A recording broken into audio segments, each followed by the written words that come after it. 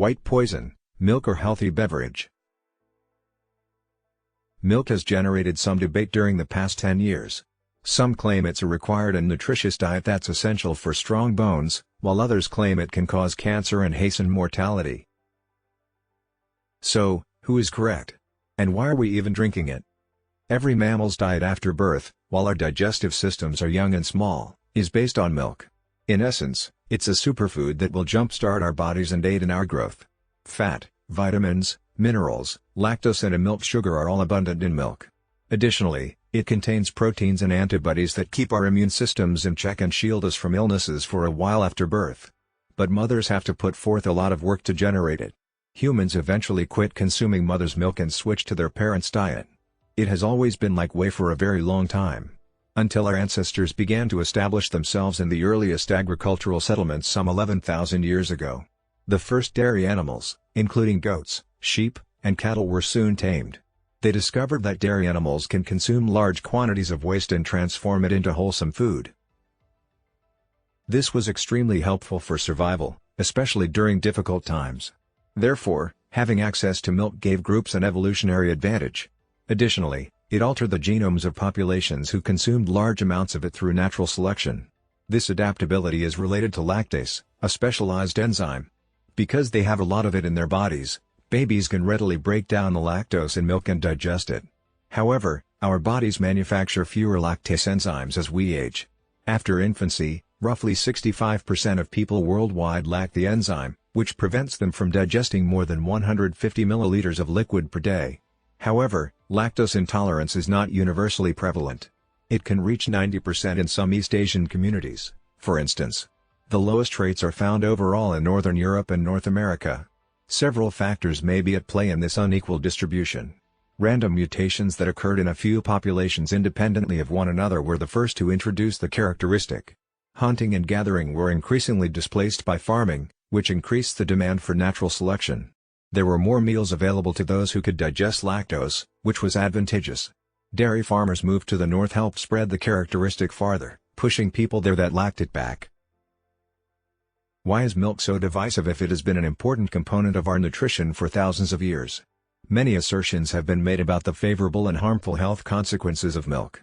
The harmful ones range widely from intolerance, allergies to cancer, heart disease and brittle bones. How do they hold up, then? While some earlier research linked milk to a higher risk of breast, colon, and prostate cancer, meta-analyses revealed no connection. The calcium in milk, on the other hand, might even be preventive against colon cancer. It's unclear whether milk plays a part in this effect, even though this may be calcium in general. Studies only on prostate cancer have linked daily milk consumption of more than 1.25 liters to an elevated risk of the disease. Yet again, the relationship is erratic, and other research has not discovered any impacts. In our source document, we go into greater depth about these investigations. Meta-analyses also failed to uncover any connection between milk or dairy products and your chance of developing heart disease, stroke, or overall mortality. Even while the evidence is insufficient to make this claim with certainty, several studies have suggested that persons who consume a lot of dairy products may experience high blood pressure less frequently. When we examine bones, however, the case becomes more challenging. Numerous research revealed neither beneficial nor detrimental effects for adults. However, hazardous concentrations of hormones, antibiotics and pesticides are what most people are most concerned about. Milk contains hormones, but only in very little amounts. For instance, you would need to drink about 5,000 liters of milk to get the same amount of hormones as from a pill, and even then, most hormones would be destroyed by your digestive system before they could have any effect on you.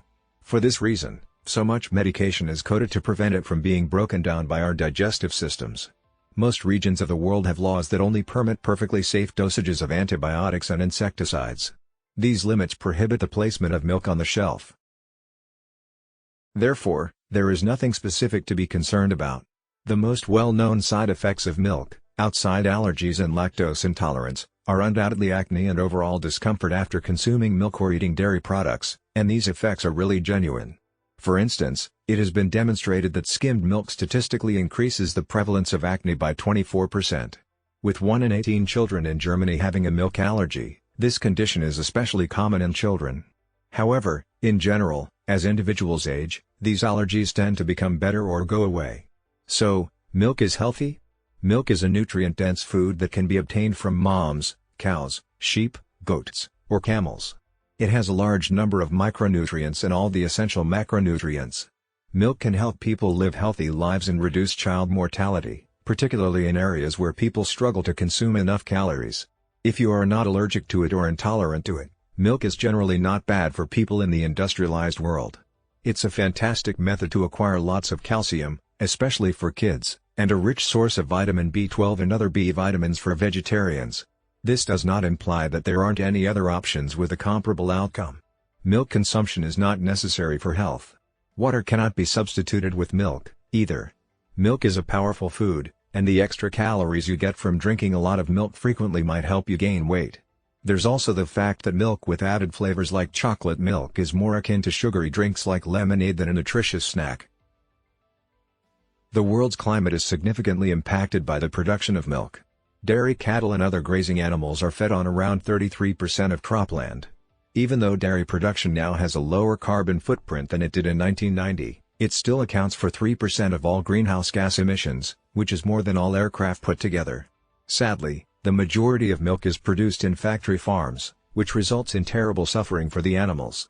Cows are repeatedly impregnated, split from their newborns shortly after birth, and slaughtered after their traumatized bodies can no longer be used for reproduction. We cannot deny that a significant portion of the milk we drink comes from a sector of the economy that essentially involves torture and fuels global warming. What about milk made from plants? Only soy milk can rival cow milk in terms of nutritional value and protein content. For the others to have comparable levels of vitamins and calcium, they must be artificially fortified. As a result, they can replace milk. Also, a different choice might become available shortly. By using gene-modified bacteria to ferment non-animal milk, for instance, some entrepreneurs have produced non-dairy milk that is nutritionally identical to dairy milk. This laboratory-produced milk can even be used to make cheese, a process that is difficult for plant-based substitutes because they lack casein and whey protein, two essential components that give dairy its flavor and structure. However, the effect on the environment is a different matter. Many milk substitutes have a far lower environmental effect than animal milk since they require much less energy, land, and water to produce. The greatest option for minimizing your influence on the environment is to use whatever local milk substitute is available. Milk is a complex subject, much like practically any other. Most individuals don't find it hazardous, and many people all over the world depend on it heavily. Although it is wholesome food that causes little hardship, it is also bad for the environment. As a society, we must decide how we will respond to these realities.